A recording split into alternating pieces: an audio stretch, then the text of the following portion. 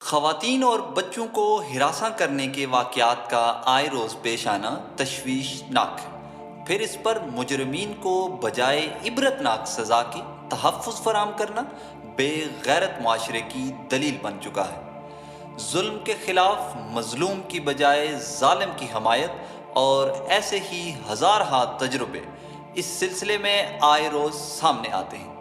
سوال پیدا ہوتا ہے کہ جنسی ذہنی ہراسگی کا شکار ہونے والوں کو کیا کرنا چاہیے؟ فوراً جواب ملے گا کہ ایسی خواتین یا بچے قانون نافذ کرنے والے اداروں کی طرف متوجہ ہوں، عوام الناس ان کے تحفظ کی آواز بلند کرے۔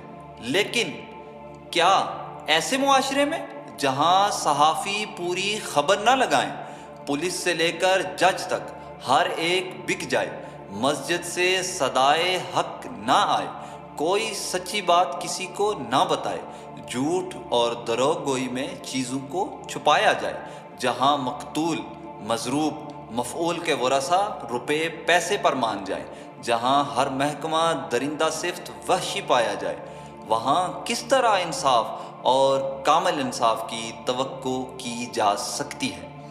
اس لیے ہر ایک کو اپنا تحفظ کرنا ہوگا۔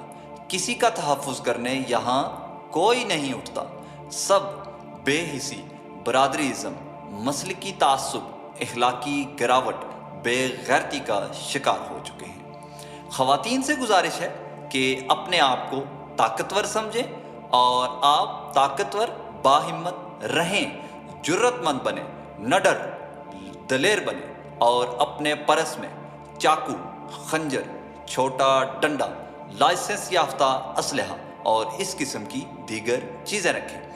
کسی سے فری مت ہوں، لہک کر، مہک کر، چہک کر باتیں مت کریں، زیادہ زرق برق چمکیلی پھڑکیلی بن کر مت نکلیں، اور جو ہی کوئی ایسا خطرہ ہو تو اللہ کا واسطہ ہے مذکورہ چیزوں کو استعمال کرنے میں مت جھجکیں۔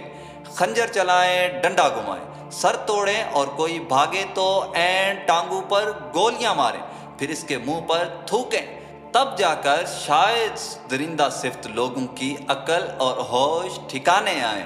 اس قسم کے واقعے کے بعد اپنے ورثاء کو بتائیں۔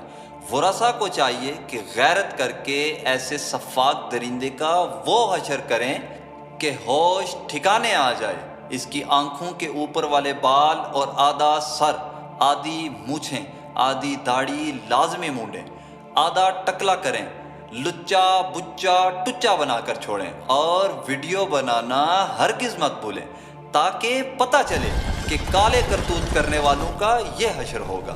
اور اگر کوئی ایسے درندوں، جاہلوں، جانوروں، کمینوں کی حمایت کرتا ہے تو اس سے متعلقہ خواتین یعنی بہن، ماں، خالہ، پھپھو، اس کا وہ حشر کریں کہ زمانہ یاد رکھے۔